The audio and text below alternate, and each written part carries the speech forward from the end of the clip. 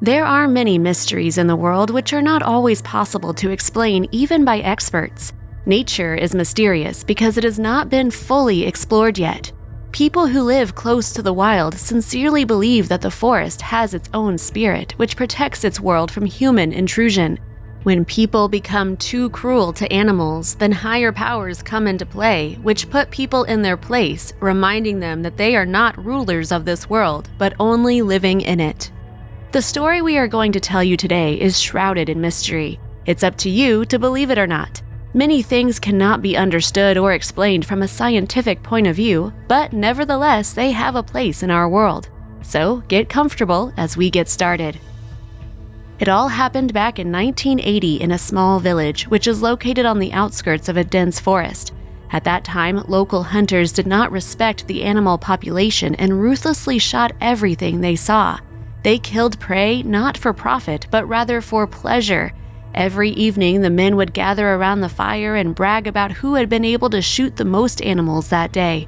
For them, it was a game, until one day, very strange things began to happen. One morning, the hunter who usually shot the most animals went off into the forest as usual, but no one saw him again. He didn't come back from the forest. His comrades tried in vain to find him, but no trace was found. A few days later, a second hunter disappeared. The situation took a very terrible turn because both of these hunters were very experienced, knew this forest like the back of their hand, always walked with a gun, and knew exactly how to protect themselves from the attack of wild animals. But now they just disappeared without a trace. Rumors spread throughout the village that they were being taken by the spirit of the forest in retaliation for all their atrocities. Of course, many did not believe these rumors, but they could not explain away these mysterious disappearances either. Sometime later, another person, an old forester, disappeared. His daughter would not accept the loss and tearfully begged the local men to go in search of her father. She herself went in search along with the others. When they discovered his body in a dense thicket, many were speechless. The tormented body of a man lay in the grass among the bushes. All his clothes were torn to shreds, but the wounds and marks on the body did not look like any wild animal. Who could do this to a man? It was unknown. 3 days later, another body was found in the forest with the same wounds and torn clothes. People were in a panic. Who could have committed such atrocities? No one knew. New rumors spread through the village. Someone saw a huge shaggy animal in the forest which moved very quickly on its hind legs and was covered with black hair. This could be none other than the spirit of the forest rebelling against people and their endless cruelty toward the animal world, and now took revenge on everyone he met on his way. However, the strangest thing happened. Early in the morning, the village was awakened by the terrible scream of a local widow who lived alone on the outskirts of the village. The woman screamed, tore her clothes, and desperately called for help. When local residents arrived at her house, they saw a terrible scene. 3 cows were torn to pieces in her yard. 2 dogs broke off their leash and now plaintively huddled in a corner of the barn and whined there in fear. The woman herself was scared to death. She kept shouting that the spirit of the forest had come for them and the whole village was doomed. No one could get her to explain what happened there. In the end, the woman had to be admitted to a mental hospital due to a complete mental breakdown.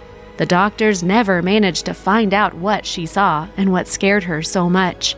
After this incident, the government of this village asked for help from neighboring villages, and one experienced taiga hunter answered the call. He grew up in these parts and knew this forest well. Upon arrival, he asked for food, matches, and cartridges, then went into the forest. He asked the locals not to follow him, saying that he alone knew what to do. The man did not get in touch for 5 days. Local residents had already begun to worry that he was missing as well, but then on the 6th day, the man came out of the forest covered in blood. All he said to the locals was this: "Now you don't have to worry. No one else will be lost in these places, but for this it will be necessary to comply with a number of conditions. First, you can only hunt as much game as people need for food and not a pound more. Second, before each hunt, you need to light a candle before entering the forest and ask the spirit of the forest to accompany you on the hunt.